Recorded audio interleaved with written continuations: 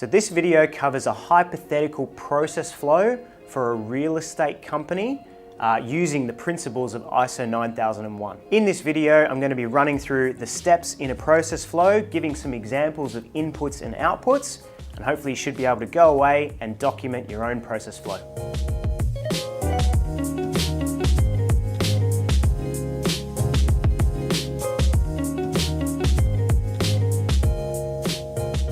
Hi, I'm Mazza, IMS Lead Assessor here at Best Practice Certification. We received some questions in response to our process flow tutorial video shot by our CEO Kobe Simmet a few months ago, and what we have up here on the board is a response to one of those questions. So the question came from a real estate company. Don't know what country they're based in, but what we've done for them is put together a rather generic process flow of what something in their business might look like for lettings. Not sales of homes, but more lettings. The normal sort of process flow scenario that we've gone with here has the process in the middle and the different steps, inputs on the left-hand side and outputs on the right-hand side. So starting from step one, we've got the process as advertise open home. You can see there that an input there is you've got a vacant listing, and the outputs of that may be marketing material. In Australia, that's things like realestate.com, domain as using websites. You can post ads in the newspaper, you can put pamphlets in people's letterboxes. That's an output of that process step. Moving on from that, we've got hold an open home. Seems right, that's the way you do it. You'd advertise, then you'd hold an open home. As a result of holding an open home, one of your outputs might be applications. So you'd receive applications from potential tenants that would like to move into the home. Next step in the process would be to review the applications. Fairly straightforward, no real outputs there. However, in your business you may have some, not too sure. After that, we've gone with discuss with the landlord. Again, you would share your thoughts on the applicants, pass on your feedback to the landlord, make a decision, and move on to the next step, which we've got there as notify the successful candidate.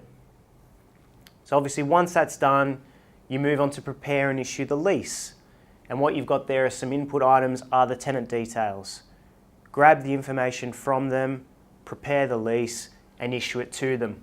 What you get as an output of that step is obviously a signed lease.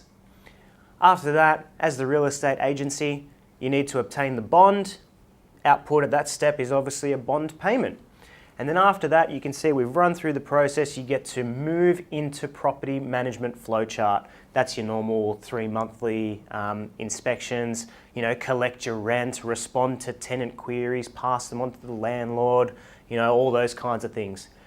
So that's a fairly straightforward process flow that we've just been able to put together for you as what it would look like to let a property. So that's just one scenario for a real estate business. Like we said, we covered letting or rental or leasing, whatever you want to call it. You could also have similar process flows for sales, like preparing a property for sale.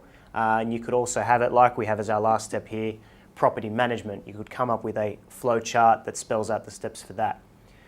Look, some examples of, if we were looking at the sales process, you'd still have the input of a vacant listing. You'd still advertise your open home. You'd still hold an open home. But when you get to this step here, it's obviously going to be something different. It's not going to be review applications. It's going to be potentially provide contracts of sale to potential buyers or purchasers of the property. You will still have your discussions with landlord in here if you are receiving offers on the property. And you still get into this stage of notifying the successful client, preparing and issuing the contract, and potentially you'd be getting involved with the seller of the property and also their solicitor to help in the exchange. So you can see if you just follow the steps through, this can be done for the sales process as well.